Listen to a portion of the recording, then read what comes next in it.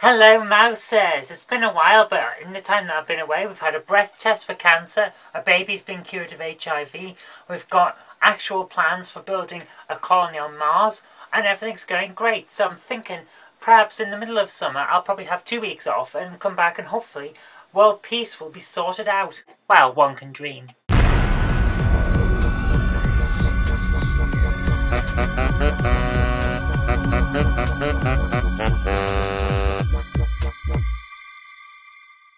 Okay, the first thing I want to talk about today is that David Cameron, Prime Minister of Great Britain and Northern Ireland, has halted talks about plans for press regulation after the Levinson inquiry, which is very interesting if you happen to have been following press regulations, because it has turned from a simple idea of, yes, we should have a look at what the press are doing because they're being a bit iffy, to a complete mess.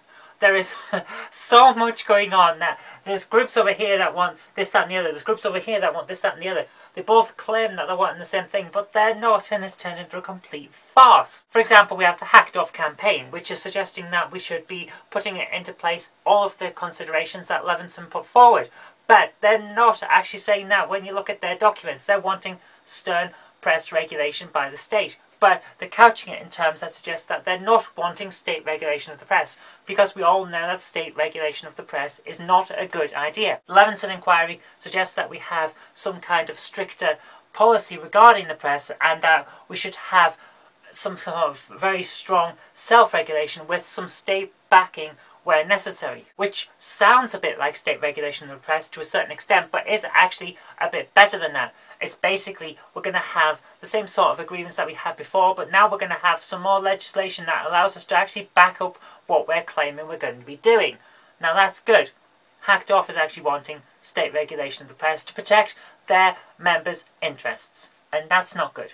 So, because it's turned into a complete farce, and no one really knows what they're talking about anymore because everyone is arguing and suggesting that they're on the same side but not, and trying to change the goalposts, the whole thing seems to have been put aside by the Prime Minister. This is not a good result. Something has to be done about the way the press operates in the United Kingdom. We all agree on that. We just can't agree on what should be done. So, what I hope is actually happening here is the Prime Minister isn't just putting it all aside, but is actually just going to take a quick breather, let everyone calm down a bit, let the dust settle, and then come back to it again. Because I think that's the only way that we're going to get any kind of real sense from this situation. Talking about things that are starting to make a bit more sense, we've got some more information from the Large Hadron Collider about the Higgs Boson particle that they may have discovered. It looks like now they've got information that suggests that the particle's spin that they detected is actually consistent with the Higgs boson. We may actually have found this thing that confirms the standard model. The standard model is fantastic. It tells us a huge amount about physics, but it has this gaping hole in it called the Higgs boson, in that we can't find one. If the model is going to actually be correct and work and do everything that we think it's going to do, it can't just predict everything that we've found in results so far. It has to have the Higgs boson in it. Otherwise the model is good but not right. And now it looks like we actually have probably found the Higgs boson, which is superb because it means that the degree that I studied for years is actually right. Okay, finally, I want to talk about the fact that Simcity 5 has been causing a lot of trouble, and Maxis and EA are getting into a huge amount of trouble for Simcity because they have this always-on internet connection DRM thing. Now, EA and Maxis were originally both claiming that you had to have a connection to the internet in order to play the game, because apparently a lot of the computations that were going on in the game were being done on their servers and the results being fed back to you for your game. Now, modders to the game have found this is not true. In fact, you can play the entire game offline with no problems. The only thing that you can't do offline is save the game. But of course, you can turn your internet connection back on, and then at that point, it automatically updates to the server so that your save is saved to the cloud. So, there are no on-server calculations going on. The entire game is running on your computer. EA and Maxis are lying to us for basically their own self-interest. They're trying to say, oh, you've got to have this connection because it's our way of proving that you've bought the game. This is not the way to do it. You don't need a permanently on connection in order to make sure that someone has bought a game.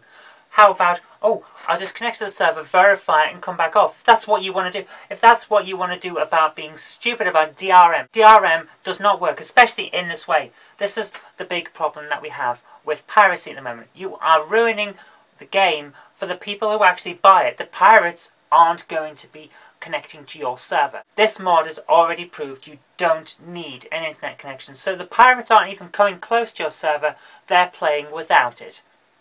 So what's going on then? All you're doing is screwing over your loyal fan base who actually bought your game.